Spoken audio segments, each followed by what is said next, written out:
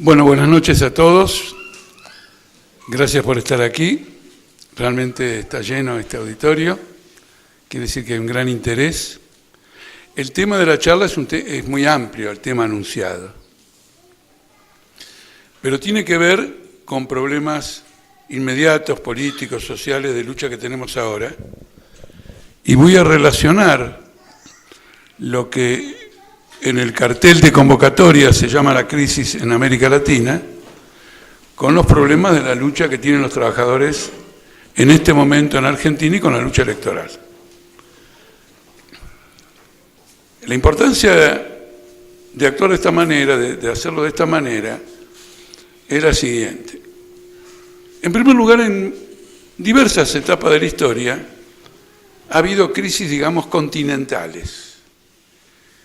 Es infrecuente que numerosos países tengan crisis al mismo tiempo. Pero a través de todo un proceso político, América Latina ha empezado a vivir experiencias políticas comunes, tentativas políticas comunes, y de todos modos, esta es una ocasión especial en que se vive una crisis internacional en América Latina. La importancia de esta crisis internacional es el papel que ha jugado esta crisis internacional en la victoria de Macri en 2015. Es imposible entender la victoria del macrismo en 2015 si no es con la crisis internacional. Porque esta crisis internacional de América Latina, económica, caída de la producción, caída de los salarios, aumento del desempleo, desde el punto de vista político, se presenta como el fracaso de los gobiernos populistas en América Latina. Fracaso de Cristina Kirchner, el fracaso de Lula, el fracaso de Zelaya en Honduras y el fracaso del chavismo en Venezuela. Entonces el macrismo, que es una fuerza política esmirriada, que ha estado recolectando candidatos a último momento para ir a la elección, se empeñó en una muy eficaz batalla con el eslogan: si no me votan a mí, y sigue Cristina Kirchner, cuando vayan al supermercado van a encontrar las góndolas como son en Caracas, vacías, y van a encontrar las farmacias vacías, sin medicamentos, o los hospitales sin medicamentos. Esta ha sido la gran campaña del macrismo, la explotación impiedosa e inescrupulosa del fracaso del llamado populismo. Y ha permitido, con este tipo de planteamiento, que una fuerza minoritaria, que nunca fue popular, que es de constitución reciente y está formada por ricachones, gane las elecciones de 2015. Y un fenómeno similar, pero mucho más grosero, ocurre en Brasil. Porque en Brasil, a través de un golpe que se da en el Parlamento, con el argumento de que Brasil va a terminar en el fracaso del chavismo, echan a la presidenta y sube el vicepresidente de ella, el mismo que estuvo gobernando con Lula y con el Partido de los Trabajadores, es presidente, se llama Michel Temer, y es un ladrón absolutamente conocido por todo el país, filmado, que sigue en el gobierno con una imagen positiva del 4%, es decir, que el 96% no lo quiere, porque promete políticamente evitar que Brasil vaya a Venezuela y, por lo tanto, que desarrolle una política económica que prevenga una catástrofe como la venezolana. Entonces viene una cosa que es muy curiosa. Hasta hace poco, Chávez, Lula y Cristina eran Gardel. Y ahora para ganar una elección hay que pegarles a estos tres y tenés una victoria asegurada. asistimos al derrumbe de movimientos que se jactaban populares, que decían ser nacionales y populares, y que ganaban las elecciones por el 54% de los votos. Y sectores que arrastraban algunos sectores numerosos de la clase trabajadora, de la juventud, como se vio en distintas movilizaciones. En el curso de la campaña electoral, tanto de la de 2015 como la de ahora, los populistas fueron incapaces de defender su trayectoria. Si ustedes escuchan o recuerdan lo que decía Scioli en la campaña de 2015, o leen el reportaje que le hicieron a Cristina Kirchner hace cosa de 2 o 3 semanas, ustedes van a ver que son incapaces de defender su propia trayectoria. Es decir, que admiten la crítica y la conclusión que los adversarios de ellos hacen de la gestión del gobierno de ellos. Por ejemplo, en el reportaje que le hacen a Cristina Kirchner, cuando hablan de Venezuela, Cristina Kirchner dice, sí, Venezuela no es un Estado de Derecho. Y en Venezuela hay represión. La afirmación es sorprendente, no porque la mujer mienta, porque efectivamente no hay un Estado de Derecho y hay represión. El problema es que ella es chavista. Y si la experiencia chavista culminó con el sucesor de Chávez, gobernando fuera del Estado de Derecho y con represión, desde el chavismo kirchnerista o desde el kirchnerismo chavista, le están diciendo al periodismo, hemos fracasado. Y de este modo se va armando una segunda superioridad del macrismo sobre su oposición, porque aparentemente, esto naturalmente no puedo asumir la responsabilidad, aparentemente Macri superaría su caudal electoral de las PASO, el 22 de octubre respecto a las PASO, y por lo tanto el kirchnerismo lo perdería. Lo que es interesante en todo esto, ¿en qué consiste? En que Venezuela naturalmente está atravesando una crisis severa y Brasil también. Y se está explotando esta crisis severa de Brasil y de Venezuela, como en la Argentina, para volcar al electorado a la derecha. Lo que es interesante es que la mayor parte de las crisis en América Latina en el último tiempo no las hizo el populismo. Los que dicen que el populismo es responsable de las crisis tienen un récord, son los Nadal o Federer de las crisis. La hiperinflación de Alfonsín. En la hiperinflación de Alfonsín, le digo a los más jóvenes, la leche tenía un precio a la mañana y otro precio a la tarde. 2 hiperinflaciones de Menem. Crisis industriales. Remate del patrimonio público, y cuando creían que ya podían descorchar champán porque habían consumido todos sus planes, estalló la crisis del 2001 con una quiebra de todo el sistema bancario y con una terrible devaluación y una terrible inflación y con la tasa de desocupados acercándose a la mitad de la población activa. Entonces el fabricante de crisis denuncia al populismo como una corriente política que fabrica crisis.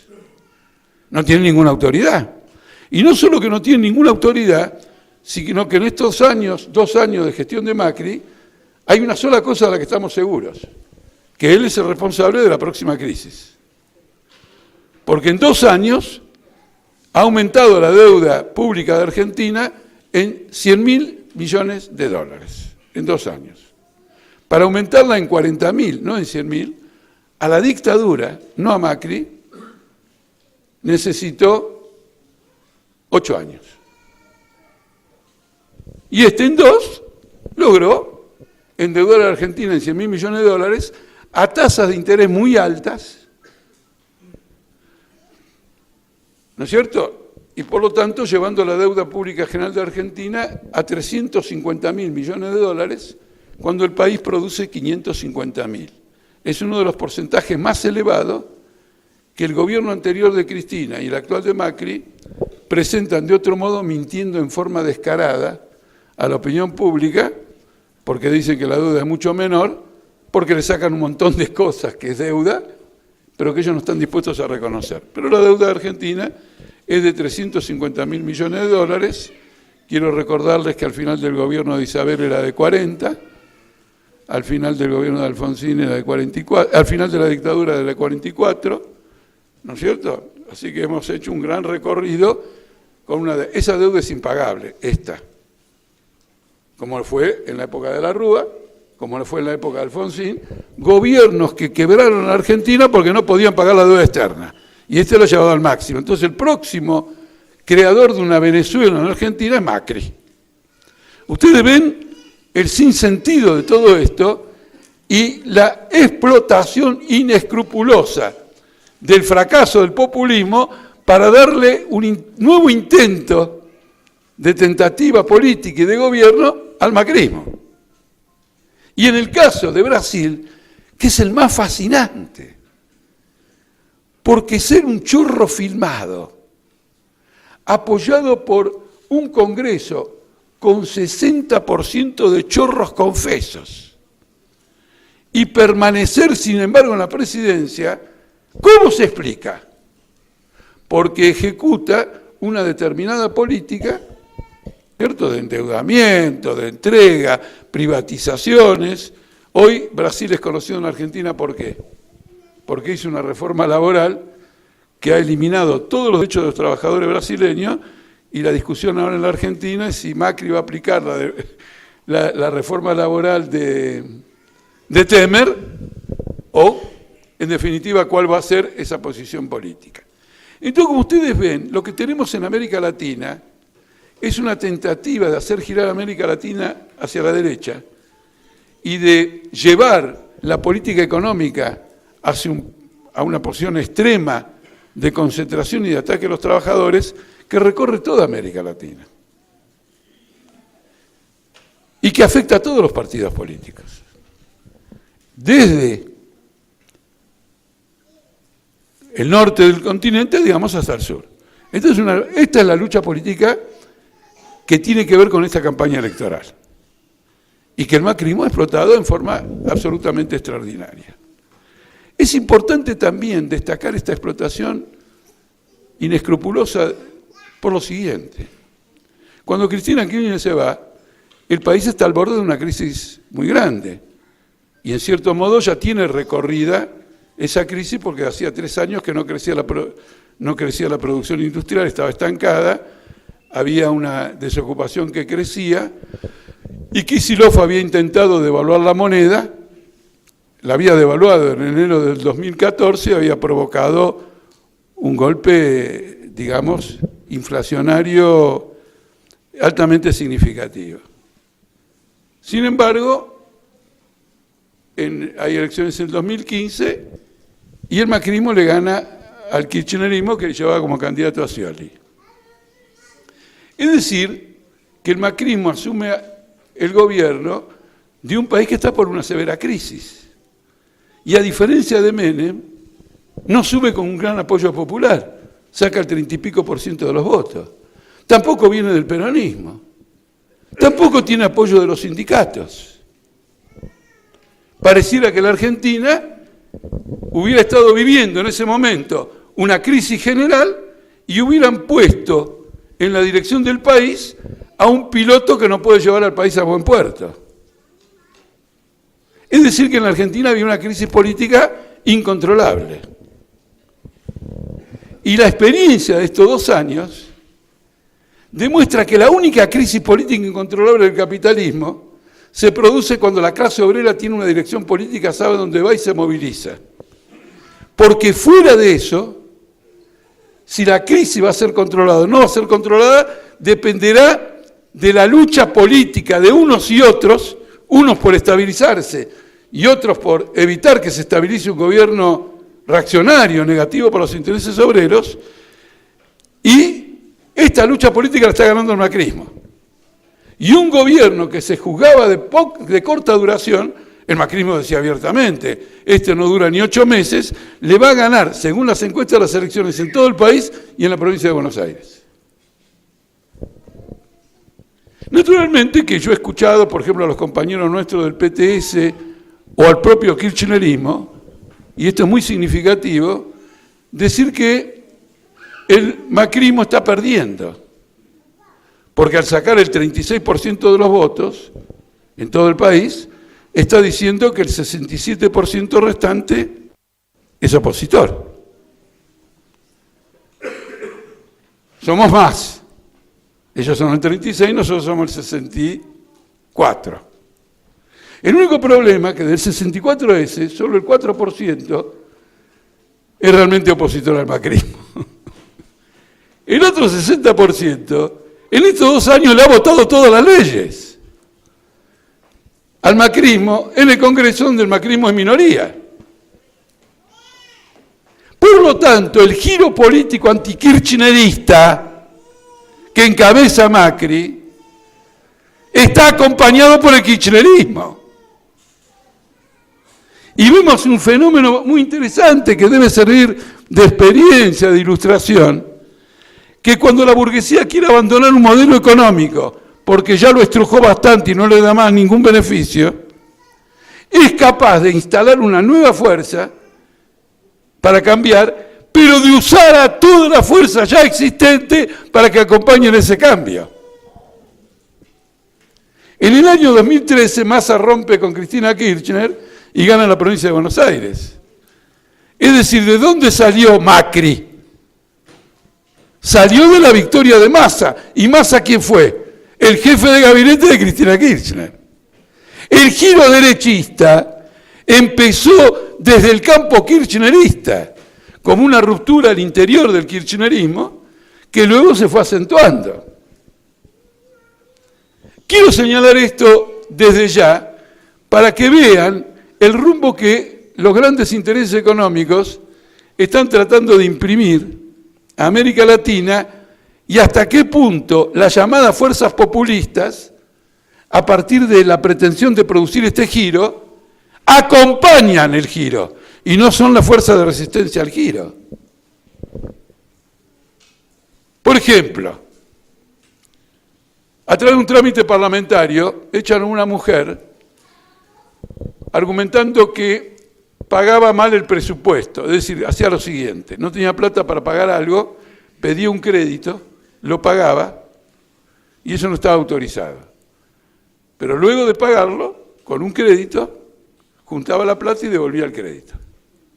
Es decir, al final no se perdía nada de dinero, pero el procedimiento era inadecuado.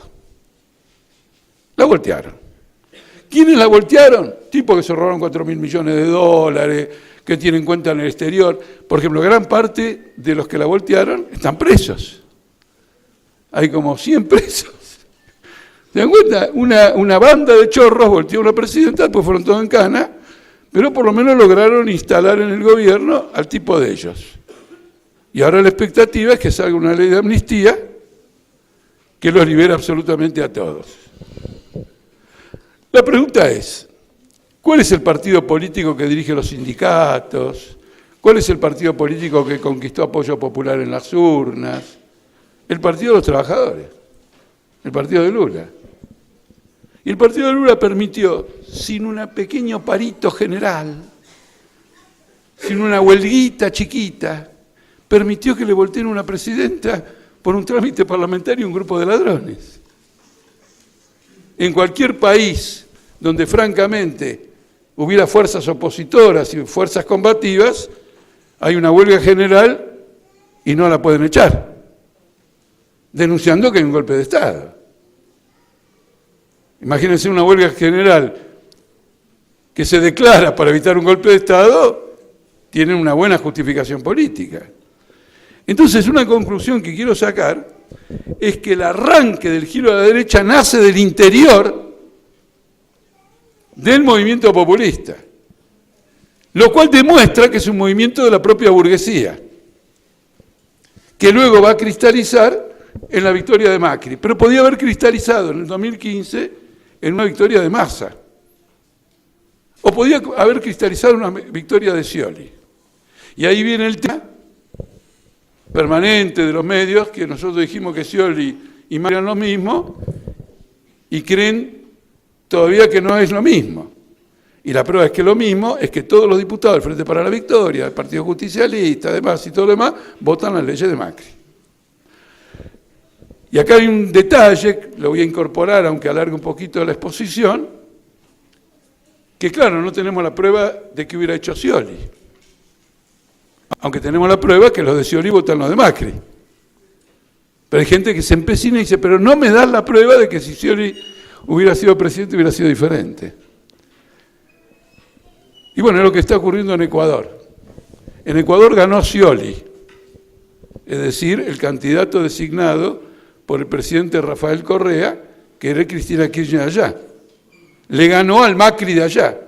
Gobierna un Scioli en Ecuador, que ha echado a todos los kirchneristas de Ecuador, es decir, a todos de Correa, y se ha acercado a los Macri de Ecuador y está vigente la política de Macri. Por eso escribí un artículo que se llama Scioli ganó en Ecuador. Vamos a ver qué pasa. Y no hubo que esperar ni siquiera 25 días. A ver si ustedes entienden a qué quiero llevarlos. Generalmente en la superficie, en los medios de comunicación, la lucha política es un enfrentamiento entre individuos ambiciosos. Todos proclaman buenas intenciones, pero de acuerdo al pasado histórico, algunos las tienen, esas malas intenciones, y otros no, otros son nacionales y populares. No hay que mirar así la política. Hay que mirarla en el contexto de una crisis mundial del sistema capitalista y de cómo la burguesía trata de salir de esa crisis y quiénes son los agentes políticos que son electos para pilotear esa crisis. Y luego se pasa a votar. Y a la hora de votar se golpea insistentemente en favor de determinados candidatos con todo el apoyo económico de la burguesía. Esta es la actualidad que tiene la crisis de América Latina ahora aquí. Y en esa crisis, el kirchnerismo, que dice soy el único voto útil, es en realidad el que puso en marcha con sus hombres e incluso tentativa de política económica el proceso que lleva a la victoria de Macri. Entonces no es un voto útil. No tiene ninguna utilidad ese voto porque se asemeja al otro voto. Y el afán de asemejarse ha llegado al punto que la expresidenta hace una campaña electoral macrista. No levanta más la voz, no se enoja. Es decir, no hace lo que hacen todos los caudillos populares, que es levantar la voz y enojarse. Y los conservadores te susurran al oído, ponen cara de ángeles, normalmente son menos intelectuales que los grandes caudillos, entonces evitan hablar en público porque pueden hacer un fiasco, y se mueven de otra manera, y ella ha encontrado que tiene que actuar, digamos, de esa misma manera y concederle al enemigo que el chavista de Venezuela o el populista de Venezuela finalmente es un represor. Y por lo tanto confesando la bancarrota de ese movimiento. Esta es una relación que hay. Permítanme que pase al segundo punto. Yo tuve que ir a Salta en el 2005 a dar una charla igual que esta. Ahora ustedes se preguntarán cómo pude haber dado una charla igual que esta en el 2005, cuando no existía Macri, ¿no es cierto? Cristina era la esposa del presidente. Pero era una charla similar a esta por lo siguiente. La charla era ¿por qué subieron al poder Macri, Kirchner, Lula y Chávez? Y hoy estoy aquí en la provincia fronteriza de Salta, en una charla, pero no para explicar por qué subieron Kirchner, Chávez y Lula, sino para explicar por qué cayeron. Es decir, es interesante el contrapunto. Ahora tengo que explicar, antes expliqué el nacimiento de un proceso, y ahora tengo que explicar la caída de ese proceso. Y en el 2005, en Salta, mostré con toda claridad que después de los levantamientos populares en Venezuela, los levantamientos populares en Brasil, los levantamientos populares en Bolivia y el argentinazo en Argentina, la rebelión del 2001, de diciembre del 2001, la burguesía no podía seguir gobernando con los Macri, con los Carlos Andrés Pérez, con los Fernando Enrique Cardoso, porque esa gente había provocado una rebelión popular con la política económica que están aplicando ahora. Y en Argentina, un matrimonio menemista se convierte en un matrimonio kirchnerista. De gobernar con Menem en favor de las privatizaciones, pasa a gobernar este matrimonio en nombre de las nacionalizaciones. Del mismo cuño menemista sale el rescate kirchnerista. Como el pueblo está rebelado y la economía está hundida, cambia el discurso. Ya no vamos a ir al primer mundo, sino que tenemos que rescatar a la patria, atender a nosotros mismos, ser autónomos, redistribuir el ingreso, favorecer la cultura nacional. Y la gente, alguna se emocionaba, porque no entendía que era una maniobra política para salvar a un régimen de su propio hundimiento. Ahora se hunde el que quería salvar al régimen de su propio hundimiento y aparece uno que también lo quiere salvar de su hundimiento. Es decir, que tenemos nosotros un sistema estructural de grandes crisis que hace que un día aparezca un populista y otro día aparezca un macrista. Y el macrista, antes de aparecer, inauguró una estatua de Perón enfrente de la aduana de la ciudad de Buenos Aires. Y tiene una fuerte contingente de peronistas. Es decir, se van mezclando porque finalmente estamos en un mundo en donde la única política económica que hay es la del rescate del sistema. Cuando el sistema andaba bien, nadie lo rescataba. Andaba con sus propias piernas. Construía ferrocarriles, construía el sistema de navegación, los frigoríficos, el alambrado, después la aviación. No había que rescatar nada, salvo una que otra vez, pero en general casi nunca. Y ahora vivimos en un sistema de rescate permanente, donde a una crisis le sucede otra crisis, así sucesivamente van cayendo los gobiernos y se van rescatando entre ellos. Y no solo en la Argentina, porque en Estados Unidos aparece un grosero que insulta a las mujeres y insulta a las otras, a los negros, a los inmigrantes y todo lo demás, y se transforma en presidente con la promesa de devolverle a Estados Unidos un lugar en el mundo que Estados Unidos está perdiendo. Es decir, que tiene que rescatar al capital norteamericano. Este es un concepto importante. ¿En qué cuadro histórico general nos movemos? No nos estamos moviendo en un cuadro histórico general de un sistema que avanza, sino que retrocede y tiene crisis fenomenales. Y entonces la burguesía busca todos los recursos políticos para rescatar y para contener. En ese aspecto no quiero referirme más. Ahora, la pregunta es porque hay gente que hace una interpretación maliciosa de todo esto.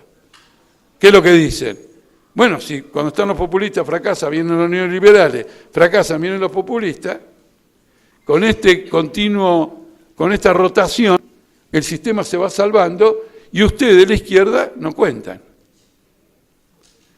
En realidad se trata de una rotación declinante, completamente declinante, porque no se puede comparar a Menem con Macri. Menem tenía un partido político a todo lo largo y ancho del país, todos los sindicatos con él, e hizo una política de entrega y enfrentamiento al movimiento obrero. Macri no tiene absolutamente nada. Macri tiene que ganar a los burócratas, tiene que formar un partido, tiene que conseguir los votos. Esta segunda variante es inferior que la primera. Y cuando la próxima vez, cuando esto se hunda, vengan los populistas y digan, redistribución del ingreso y todo lo demás, la gente le va a creer menos. La tendencia de esta rotación es una tendencia hacia el derrumbe. Y es en esa perspectiva política que tiene que actuar la izquierda. Tercera cuestión. A pesar de su enorme crisis, el chavismo en Venezuela sigue aguantando. Y en este aguante del chavismo hay cosas que son muy importantes. El chavismo, o Venezuela mejor dicho, tiene una deuda externa muy alta, que no puede pagar. Entonces ha cortado todas las importaciones. Por eso no hay nada para comer ni medicamentos. Porque la prioridad del gobierno es pagar la deuda externa. Y como tiene poca plata, cada vez que tiene que pagar, 3 días antes, los diarios financieros en todo el mundo, ¿pagará esta vez? ¿No pagará? ¿Pagará? ¿No pagará? ¿Pagará? ¿No pagará? ¡Cling! El día del vencimiento paga. Entonces, ha encontrado una suerte de equilibrio muy inestable con los acreedores internacionales y con el capital internacional, a costa del pueblo venezolano. Es un ajuste violentísimo. Hubo un gobierno que hizo un ajuste de este tipo en el mundo. En Rumania había un dictador que se llamaba Ceausescu, que tenía una deuda importante con el exterior, pero se le ocurrió algo que no se le había ocurrido a nadie: pagarla toda. Pagarla toda. No reducirla. Volver a cero. Basta de deuda. Entonces desarrolló una política de hambre. Todo lo que se producía iba para pagar no ya los intereses, toda la deuda. Terminó fusilado con su mujer en uno de los levantamientos populares más importantes que había en el último tiempo. Es decir, los ajustadores no se salvan.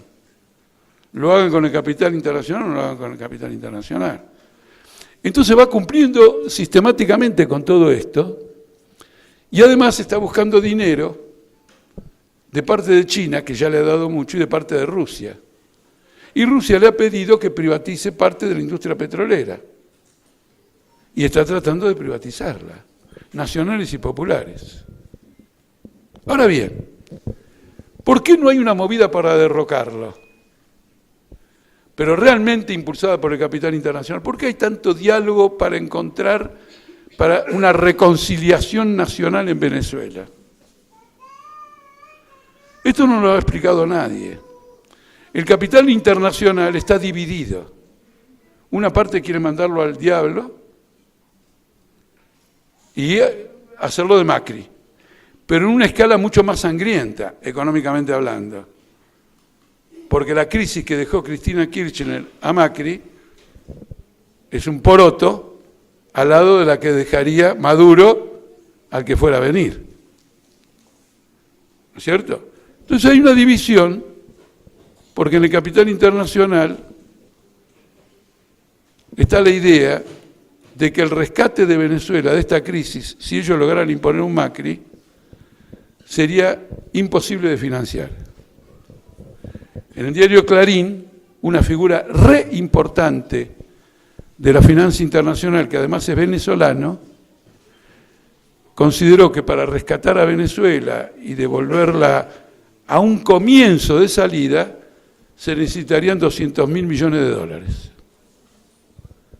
Bueno, muy bien. ¿Quién los pone? Es mucha plata como operación de rescate. Entonces, por ahora, predomina la línea del diálogo en el sentido de encontrar un acuerdo que evite un rescate de esta envergadura entre la oposición, que sería el macrismo de Venezuela, y los propios dirigentes chavistas. Y es una situación difícil de conseguir. Pero el imperialismo es consciente de que la crisis en América Latina tiene una envergadura que no es de fácil resolución y que puede desatar una rebelión popular. Entonces tampoco es cierto que de la izquierda, del populismo pasamos a los neoliberales, sino que es muy difícil para el capital encontrar una salida. Y la situación va durando por la simple razón de que las clases obreras de Brasil, de Argentina, etcétera, no tienen una dirección política. Y quienes tienen una posición mayoritaria en el seno del pueblo, digamos, son los populistas.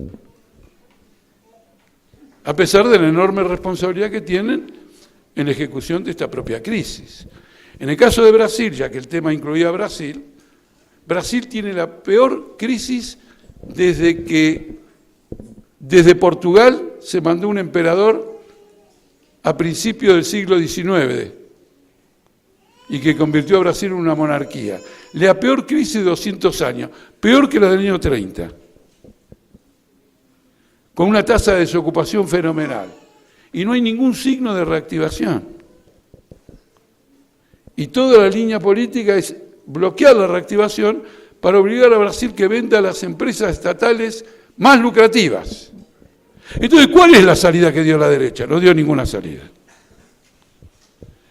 Y cuando el gobierno macrista dice que hay signos de reactivación, ello obedece fundamentalmente a que la crisis llegó a tal punto que las empresas empezaron a producir con el 50% de la capacidad que tienen.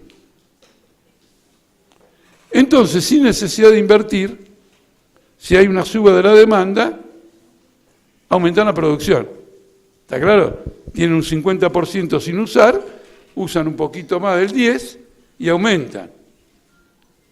Pero hasta que no se llegue a una utilización más plena de toda esa capacidad, no se sabe nada y no hay ningún signo de nuevas inversiones. Es decir, que además esta salida es más precaria que la de Menem y la de todos los que vinieron con anterioridad frente a los intereses del pueblo trabajador. Entonces, otro elemento absolutamente fundamental. Último punto, en cierto modo. Cuando sube un populista, por ejemplo como Chávez, digo populista porque es la palabra más conocida, nosotros creemos que hay que hacer una definición mejor que esa, pero cuando sube un populista como Chávez, subió Cristina, etcétera, se habló de un ciclo populista. Luego cayeron, o están cayendo, y viene otro ciclo neoliberal. Es decir, que la izquierda no cuenta. No somos partícipes de todo este proceso. Y eso representa una crisis en la izquierda. Porque realmente una izquierda revolucionaria que no se desarrolla en periodos de grandes crisis y no se desarrolla como una fuerza independiente, está en crisis. Está en crisis porque no está a la altura de los objetivos históricos que tiene planteados. Y el problema de esto deriva de una crisis general que ha tenido la izquierda en los últimos 2 o 3 décadas, y es el hecho de un seguidismo permanente a los movimientos populistas. Por ejemplo, el movimiento obrero en Venezuela y gran parte de la izquierda sigue al chavismo. La clase obrera en Brasil no reacciona porque está atenazada por los sindicatos de Lula y el lulismo. Y en esas circunstancias la izquierda acompaña y va atrás de los sectores populistas. Y lo mismo ocurre en Argentina, inclusive dentro del Frente de Izquierda. Hay partidos del Frente de Izquierda que en más de una ocasión han buscado acomodarse, por ejemplo, al kirchnerismo. Por ejemplo, recientemente hubo una huelga en PepsiCo muy importante, se ocupó la fábrica, hubo represión, despidieron a los trabajadores, y ahora los trabajadores se encuentran en la calle buscando que alguna ley convierta a la empresa en una cooperativa, lo cual sería un retroceso frente a lo que era PepsiCo, los salarios que se cobraban como consecuencia de la lucha y todo lo demás. Y en medio de la campaña electoral, los compañeros del PTS se entrevistan con Cristina Kirchner para que se solidarice con los trabajadores de PepsiCo. Estamos trabajando para la candidatura de Cristina Kirchner en lugar de estar trabajando para la candidatura de Néstor Pitrola, que es el rival como candidato a senador de Cristina Kirchner, con la idea probablemente de que si uno se acerca a Cristina Kirchner, muchos kirchneristas corten boleta y voten para senadora a Cristina Kirchner y para diputado al candidato del PTS. Con esto quiero señalar el principal problema. La izquierda no está a la altura histórica de este proceso. Y lo más probable es que no esté nunca a la altura histórica de este proceso, porque nadie cambia en política sustancialmente. En este aspecto decisivo, yo defiendo la trayectoria, la estrategia y la política del Partido Obrero. Y creo que es el que, frente a esta crisis mundial, no solo no ha sido sorprendido por los acontecimientos, sino que los ha previsto. Se ha dado todas las armas para intervenir y, aunque quisiéramos progresar más rápido de lo que hemos progresado, somos una fuerza contemporáneamente ascendente. Frente a muchos analistas convencionales, revistas muy sofisticadas que dicen ¿cuál es el futuro de América Latina? Al discutir si ahora viene un ciclo derechista, después que hubo un ciclo populista, contestan no. Esa no es la perspectiva. Escuchen bien, ¿eh? La izquierda, refiriéndose al populismo, es muy resistente en América Latina. Y cuando uno la derrota, refiriéndose al populismo, al peronismo, no acaba con ella. Es decir, que en lugar de un ciclo que uno gobierna y el otro se va y viene, dice que entramos en un signo de polarización, donde la lucha entre el liberalismo y el populismo va a ser cada vez más aguda, y no que ha comenzado ya un ciclo que dejó de ser populista, con Macri y todo lo demás. Este análisis tiene una pizca de verdad, y yo quiero que la rescatemos. No hay una derrota de las masas, por lo tanto va a haber una polarización. Pero no va a ser con el populismo. Guste o no guste, va a ser con la izquierda. Porque el populismo no se coloca en ningún caso a la cabeza de ninguna polarización. Cristina se adapta a Macri, Lula se adapta a Temer, Maduro negocia con la fracción del capital norteamericano que dice es muy costoso rescatar a Venezuela, mejor evitemos que vayamos a un desastre. Es decir, en esa polarización hay una derecha que quiere tener un eje político, que no lo tiene. Macri no es la última palabra de la derecha y del capitalismo. Pueden llegar a aparecer otras figuras. Temer con seguridad que no. Hay elecciones en el 2018, el año que viene se terminó con Temer, si no es que no se acaba con... ¿Y quién aparece? Es muy interesante porque en Brasil disputan el liderazgo de la derecha, el intendente de San Pablo, que es un macrista, y un diputado que es un fascista, y que ha dicho que si él no triunfa, la salida para Brasil es un golpe militar. Es decir, que tampoco la derecha ha definido un liderazgo. Y en el campo opuesto a esa derecha, el llamado populismo se adapta a los otros y no lidera una polarización. O alguien ve a Cristina Kirchner llamando una concentración en la cancha de River, metiendo 150.000 personas y diciéndole, si viene la reforma laboral, paramos el país y no pasarán. No, todo lo contrario. Apoyando un programa de televisión en que estaba Guillermo Moreno, y frente a unas cosas que decía yo, que Guillermo Moreno resumió el debate.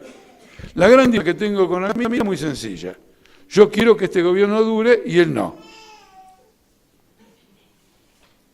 Y yo no había hablado de que el gobierno fuera a durar o no, sino que había que luchar contra las medidas contra el gobierno. Él interpretaba que luchar contra las medidas del gobierno significaba derribarlo. Y detrás de la oposición abstracta, fantasiosa de derribarlo, lo que quería decir es que no va a luchar contra nada, que lo pueda molestar. En ese momento los trabajadores de Clarín tenían ocupada la planta y estaban en el programa de televisión y uno le dijo, ¿qué querés que la mantengamos ocupada hasta que ustedes ganen en el 2019? Nosotros tenemos que luchar ahora para que no nos despidan. Enfocándolo muy bien desde el punto de vista de una lucha concreta que había en ese momento. Entonces, se va a desarrollar una polarización en el sentido de una agudización del conflicto. Y la izquierda, que no lidera esa polarización, debe darse los medios para liderarla. Cuando incluso la derecha, ante las dificultades de imponer su política, tiene ella misma también una crisis de liderazgo. En primer lugar, ¿dónde lo tienen? Es un punto que lo discutiremos en otra oportunidad, pero no lo dejo pasar. En primer lugar lo tienen en los Estados Unidos de América, con el presidente Trump, que como reacción ha provocado movilizaciones populares hace mucho tiempo no vistas en Estados Unidos. Entonces, en la parte del llamado a esta charla, que decía el desafío de la izquierda, este es el desafío de la izquierda. El desafío de liderar la polarización, que no es liderar la oposición. Nosotros no tenemos vocación de opositores. Una izquierda revolucionaria auténtica tiene vocación de liderazgo. Naturalmente, en un momento determinado es una oposición, pero es una oposición que prepara, a través de sus acciones, su propaganda, etcétera, a una dirección obrera de todo ese tipo de luchas. Entonces tenemos una cuestión excepcional. Termino con lo siguiente. Yo no puedo saber cómo cada uno de ustedes ha visto este desarrollo, pero de lo que estoy seguro es que este desarrollo no es el que plantea ni la derecha ni el populismo, que hace un enfoque unilateral. Bueno, basta, sin economía de mercado no se puede hacer nada. Otros que dicen, ay, quieren entregar al país esto. Nación y antinación, pueblo y antipueblo, que es una forma de decir, los dueños de las pelotas somos nosotros y ellos, nosotros y ellos, nosotros y ellos, y vamos a estar nosotros y ellos. Está claro, Rosas y los unitarios, Irigoyen y los conservadores, Perón y la Unión Democrática. Esa es la presentación. La presentación que nosotros hacemos es de una crisis estructural del sistema en su conjunto y de las limitaciones insalvables de las salidas derechistas como de la oposición populista. Entonces, es un vacío político que la izquierda tiene que llenar, forzosamente. Y aunque sea un ejemplo chiquito, pedagógicamente lo acabo de ver en los últimos 3 días. Porque nosotros no pasamos las PASO en Misiones. Nosotros apenas llegamos al 1% en el 2015. Y ahora en el 2017 aumentamos 300%. Y la única explicación para ese 300% es que efectivamente el bloque de partidos de Misiones no da ninguna salida. Y eso los obreros lo van comprendiendo. Y lo van tomando como propio. Me acuerdo en Oberá, una compañera me dijo, mirá Jorge, en 2015 sacamos 80 votos en todo Oberá. Y en las PASO últimas sacamos 1000. 1000 ya es un número. Pero en el departamento del Dorado hemos sacado el 20% en una ciudad que se llama Victoria, el 20%. En Puerto Piraí el 10%. El 9 de julio el 10%, y en la capital del departamento, que es el propio El Dorado, cerca del 10%. Números de esta característica significa que la clase obrera va haciendo una comprensión de la situación y es ella la que va impulsando ese tipo de proceso. Y en el curso de toda la campaña eso fue visto. Ahora, para luchar vigorosamente hay que tener una dirección homogénea, no faccional, que se delimite en términos de programas, de políticas, de estilos. Es decir, para hacerla corta y ponerla fin, para hacer la revolución contra toda esta infamia de pobreza, degradación, secuestros y opresión de la mujer, tenemos que seguir impulsando, como lo venimos haciendo de hace años, una revolución en el seno de la izquierda. Presentar, ¿no es cierto?, la alternativa socialista como una alternativa sólidamente afincada en la realidad. Y en ese sentido, creo que la trayectoria histórica y la posición del política del Partido Obrero son incuestionables. Yo hoy puedo hablar y hacer un balance porque hace 10 años en Salta expliqué los límites de esta experiencia. Inclusive rechacé que fuera un ciclo, sino que era una improvisación que dependía de factores coyunturales y que se podía caer. Y hoy puedo venir acá y hacer un balance que es concordante con la previsión anterior. Y hemos actuado coherentemente en ese sentido. Y la izquierda nunca ha tenido, con la participación nuestra, el nivel de representación política que hay acá, que hay hoy, no acá, que tenemos en el día de hoy. Y creo que esta es la conclusión, y la conclusión tiene que ser siempre una conclusión militante, una conclusión de transformación, y no una conclusión de carácter especulativo. Bueno, muchísimas gracias.